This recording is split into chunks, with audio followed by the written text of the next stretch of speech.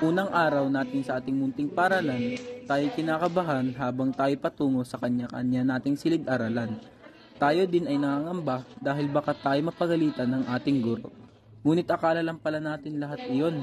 Dahil habang lumilipas ang bawat oras at araw sa paralan, unti-unti din nating nararamdaman ang ligaya sa loob ng ating bawat silid-aralan, na parang ngayon lang talaga natin naranasan. Mga kaklase at guro na din natin ang nagsisilbi nating pangalawang pamilya. Dahil sila'y lagi nandyan tuwing tayo may problema, tuwing tayo nag-iisa, at tuwing nadarama natin hindi talaga natin kaya. Nandyan din sila para ipadama na hindi talaga tayo nag-iisa. At nandyan talaga sila para sa atin, kahit hindi naman talaga sa kanila itong problema. Kaya ang takot papasok sa paaralan at tuwing lalakad patungo sa silid-aralan, ngayon ay napalitan ng mga karanasan na di talaga natin malilimutan.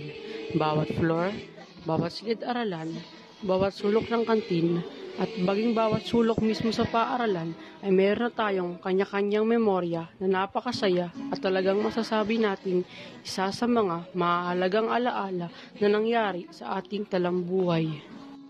Kaya karamihan sa atin ay tinuturing na rin na pangalawang tahanan ng paaralan dahil sa mga masasayang alaala na nangyari at nabuo ng bawat isa dito. Sa kada oras na lumilipas tuwing ang bawat isa ay nasa loob ng paaralan. Kaya sana sabay-sabay tayong makatapos sa pag-aaral na may kasamang mga masasayang alaala at higit sa lahat, sana sabay-sabay din nating maabot ang ating mga pangarap na matagal na nating inaasam-asam. Alam ko na alam ng bawat isa sa atin na malayo-layo pa ang ating paghihirap na daranasin sa pag-aaral.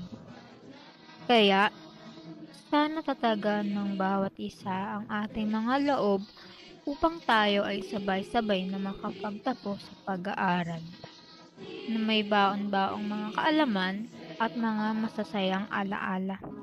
At higit sa lahat, sana sabay-sabay din nating maabot ang ating mga pangarap na siguradong matagal nating paghihirapan bago natin ito tuluyang makamit.